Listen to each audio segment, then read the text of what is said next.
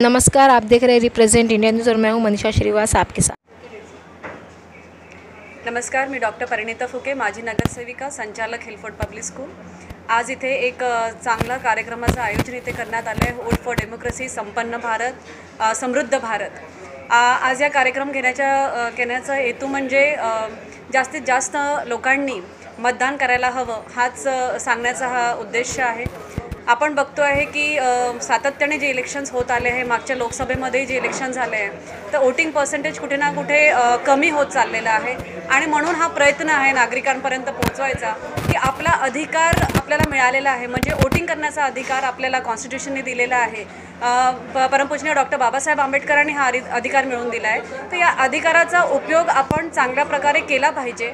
खूपदा असे प्रश्न येतात की नागरिकांना वाटतं आमचं वोटिंग लिस्टमध्ये नाव आलेलं नाही किंवा आमचा पत्ता कुठेतरी दुसरीकडे आमचं नाव आलेलं आहे। अशा छोट्या छोट्या गोष्टींमुळे मतदान ते करू शकत नाही। तर या अवेअरनेसकरिताच आम्ही वारंवार सांगतोय की तुम्ही आपलं मतदान यायच्या पहिलेच तुमचं नाव चेक करा की तुमचं नाव वोटर लिस्टमध्ये आलं की नाही। आपले मुलं 18 वर्षाचे झाले की त्यांची नवीन मतदान नोंदणी करायला पाहिजे आणि ऑनलाईन सगळं अवेलेबल आहे। आपण ऑनलाईन नाही केलं तर आपल्याला हेल्प करणारे म्हणजे कलेक्टर ऑफिसला आपण गेलं तर तिथेही तुम्हाला फॉर्म भरता येतं। अशा भरपूर माध्यमातून आपण आपल्या अधिकाराची बजावणी कशी केली पाहिजे हे आपण एक म्हणजे जागृत नागरिक म्हणून आपण सगळ्या गोष्टीचा उपयोग करून घ्यायला पाहिजे। तसंच येणाऱ्या आता 20 तारखेला जे आपलं विधानसभेचं चुनाव आहे त्यात जास्तीत जास्त नागरिकांनी बाहेर निघून आपला मतदान करावं हेच इथे सांगण्याचा प्रयत्न आहे। धन्यवाद।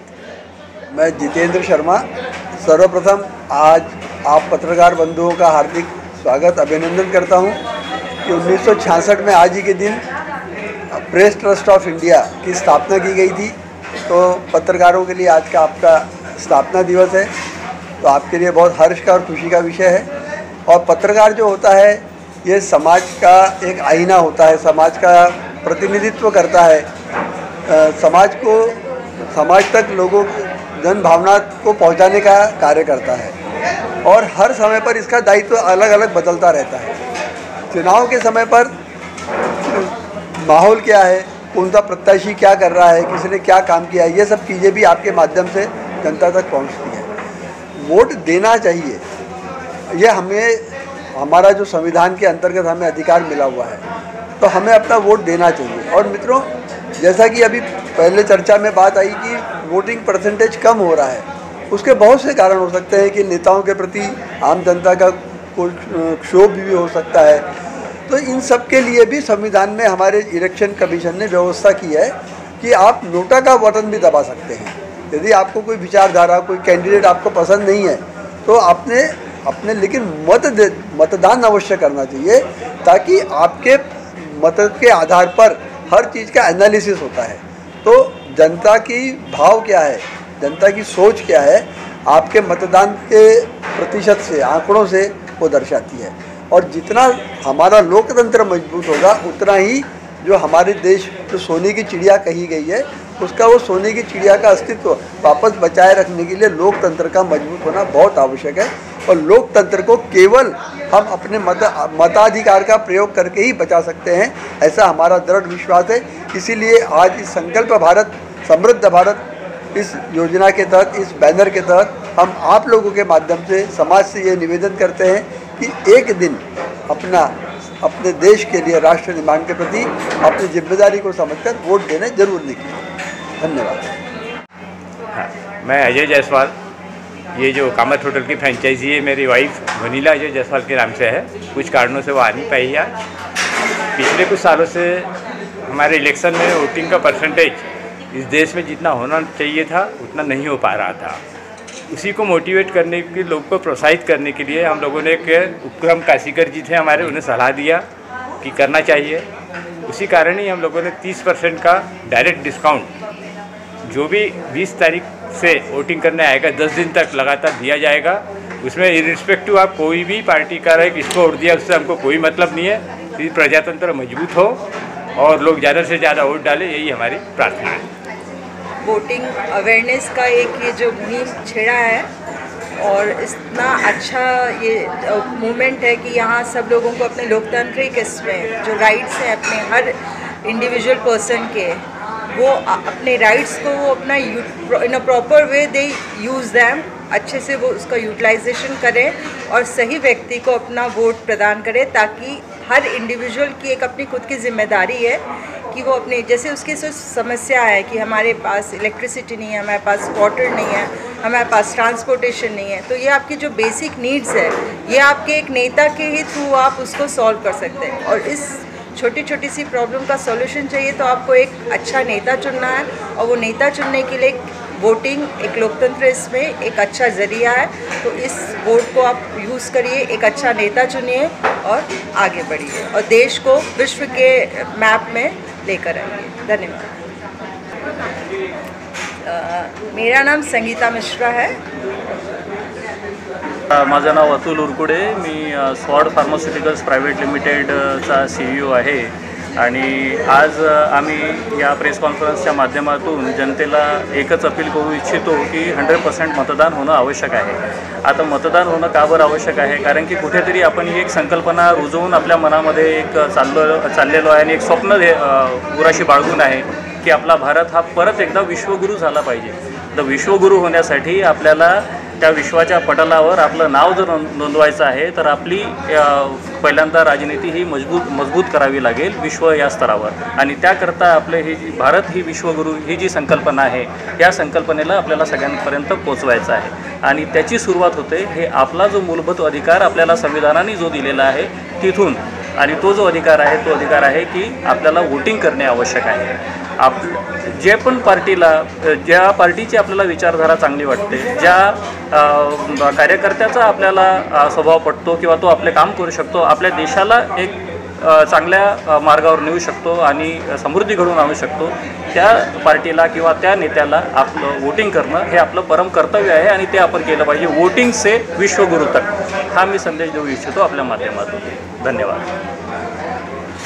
नमस्कार, माझं नाव मेघश्याम श्रीराम दळवी आहे आणि मी बेसिकली करिअर कन्सल्टंट आहे। पण गेल्या 40 वर्षांपासून आम्ही ग्रामगौरव शिक्षण संस्थेच्या माध्यमातून निःशुल्क आणि गरीब आणि होतकरू विद्यार्थ्यांना निःशुल्क शिक्षण पुरवतो आहे आणि याच्याच माध्यमातून आम्ही भारत देशाच्या सेवेचा एक प्रयत्न नित्य करत असतो। परंतु आज आपण जेव्हा पाहतो की 70-75 वर्ष झालेले आहेत आपल्या भारत देशाला स्वातंत्र्य प्राप्त होऊन, तरी ज्या मूलभूत सुविधा आहेत, वीज, पाणी आणि शिक्षण इत्यादी, हे खूप महागलेलं आहे आणि या सगळ्या समस्या आपल्या प्रत्येकाच्या हृदयाशी जुळून आहेत आणि यात कुठेतरी आपल्या सगळ्यांना एक सवलत मिळावी किंवा याच्यातनं आपल्याला सुटका मिळावी। प्रचंड महागाई वाढते आणि या सगळ्या ज्या अशाच अडचणी ज्या आहेत सामान्य नागरिकाच्या, त्या सगळ्या सुटणं आवश्यक आहे आणि याचाच भाग म्हणून भारतीय संविधानाने लोकशाही आपली मजबूत व्हावी म्हणून प्रत्यक्ष लोकशाही न घेता अप्रत्यक्ष लोकशाही निवडलेली आहे। अप्रत्यक्ष लोकशाही म्हणजे काय, तर लोकप्रतिनिधींना आपण निवडून देतो आणि मग हे लोकप्रतिनिधी विधानसभेत आणि संसदेमध्ये लोकसभेत जाऊन आपलं मत मांडतात, आपल्या समस्या मांडतात। महिलांच्या समस्या असतील, लहान बालिकांच्या समस्या असतील, वयोवृद्धांच्या समस्या असतील किंवा प्रौढांच्या, अशा प्रकारे प्रत्येक समाजाच्या प्रत्येक घटकाच्या समस्या ते मांडण्याचं काम करत असतात आणि अशा वेळेस योग्य लोकप्रतिनिधी निवडणं हे आपलं परम कर्तव्य ठरतं आणि म्हणूनच प्रत्येक व्यक्तीने अगदी 18 वर्षापासून तर सर्व वयोवृद्ध व्यक्तींनी पण जाण्याचा प्रयत्न केला पाहिजे, कारण भारतीय निर्वाचन आयोग जो आहे तो घरी पण जाऊन जे वयोवृद्ध आहेत, दिव्यांग आहेत किंवा ज्यांची शारीरिक स्थिती अस्वस्थ आहे अशांसाठी घरी पण मतदानाची व्यवस्था त्यांनी केलेली आहे। आणि मी एक शिक्षक म्हणूनही कार्यरत असल्यामुळे माझी नियुक्ती एक पोलिंग ऑफिसर म्हणून एका मतदारसंघात होणार आहे, तर त्याचं जे बॅलेटद्वारे मतपत्रिका आहे ते पण मी आधीच केलेलं आहे आणि हे माझं त्याचं प्रूफ म्हणून मी तुम्हाला दाखवत आहे। आणि मला हे मतदान करताना खूप आनंद झाला, कारण अशी व्यवस्था की जेव्हा जे सगळे इलेक्शन कमिशनचे काम करणारे कर्मचारी आहेत ते त्या दिवशी दुसरीकडे कुठेतरी असणार आहेत, पण भारत निर्वाचन आयोगाने काय केलेलं आहे की त्यांच्यासाठी पण पेपर बॅलेटद्वारे मतदानाची व्यवस्था केली। अशा प्रकारे प्रत्येक व्यवस्था भारत निर्वाचन आयोगाने केलेली आहे। अगदी वोटर हेल्पलाईन असं ॲप पण केलेलं आहे, त्याच्याद्वारे आपण आपले नावं पण नोंदवू शकतो, ऑनलाईन जे बदल पाहिजे असतात आपल्या इलेक्शन कार्डमध्ये ते सगळे घेऊ शकतो आणि ही सगळी माहिती घेऊन आपण मतदान निश्चित करू शकतो। तर सर्वांना माझं आवाहन आहे आबालवृद्धांना की त्यांनी जास्तीत जास्त प्रकारे कुठलाही पक्ष किंवा व्यक्ती न बघता योग्य आणि नीतिमान उमेदवाराला मतदान निश्चित करावे। धन्यवाद। मैं साजिद शेख, जॉइंट सेक्रेटरी समृद्ध भारत संस्था की तरफ से, और अभी हमारे यहाँ पे हमारे जो संयोजक है गोविंद पोद्दार जी समृद्ध भारत संस्था के, वो पहुँचने वाले थे, वो किसी कारणवश नहीं पहुँच पाए। इसके उपलक्ष्य में मैं बात करने के लिए आपके सामने आया हूँ। तो मेरा ये कहना है कि जो अभी इलेक्शन का पीरियड चल रहा है, तो हमारे जो समृद्ध भारत संस्था है, इससे पूरे विश्व में कई लाख लोग जुड़े हुए हैं, और ये संस्था हमारी इस पिछले 8 से 10 सालों से काम कर रही है, जो कि हमारी कोशिश यही है कि भारत समृद्ध कैसे बने। यानी भारत की जो हम पहले सोने की चिड़िया भारत को कहा जाता था पूरे विश्व में, लेकिन आज उसी को हम महंगाई और बेरोज़गारी और करप्शन, इस तरह की चीज़ों के लिए हमारा नाम लिया जाता है। तो हमारा जो संस्था है, इसका उद्देश्य यही है कि देश हमारा समृद्ध संपन्न कैसे बने, लोगों को रोज़गार कैसे मिले, तो लोग हमारा जो हेल्थ केयर सेक्टर कैसा इम्प्रूवमेंट हो। तो इसी के लिए ये हमारी संस्था बनी है, और गोविंद पोद्दार जी उसको नागपुर तक और पूरे विश्व के लोगों को जोड़ने में बहुत अथक प्रयास कर रहे हैं।